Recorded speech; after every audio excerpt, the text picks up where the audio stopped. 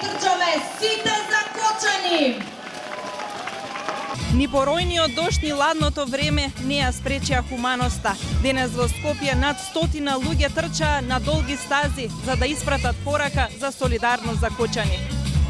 За кочани трчаа и деца и возрасни, а сите средства собрани од хуманитарните трки ќе бидат наменети за семејствата на настраданите од трагедијата која го разори Кочани.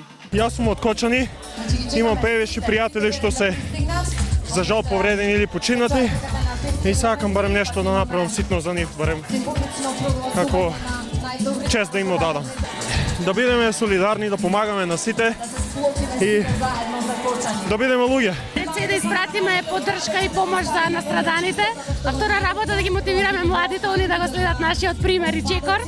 И во иднината имаме повеќе вакви настани од хуманитарен карактер прво. Мислам дека е многу добра цел за поддршка на фамилиите на настраданите и поддржувам многу вакви работи. Се надевам дека во иднина многу повеќе ќе има и ги поддржувам целосно. Тоа што не радува денес е дека и покрај дождот и временските услови има доста луѓе кои што се појавија и кои што стојат зад пораката да трчаме за Кочани. И искрено ни е многу мило дека гледаме доста голем број на луѓе и трчат на дождот и праќаме една добра порака до сите.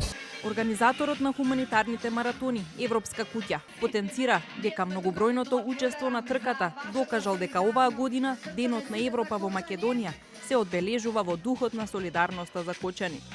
To give closure would be something... Би било многу тешко да се даде завршница во овој момент. Процесот на тагување и лекување е долготраен и тежок и за семејствата ќе биде тоа нешто навистина тешко да се постигне, особено во овој момент. Меѓутоа, тука сме сите во еден обид да испратиме силна порака на солидарност и одзивот беше навистина голем во сите 7 градови, иако како што се гледа времето не ни беше овој пат сојузник, одзивот беше голем и од секаде се појавија луѓе кои што ќе се пријавија на трката и ја трчаат трката. Освен во Скопје, за Кочани денеска се трчаше и во Струмица, Велес, Струга, Крива Паланка, Тетово и Битола.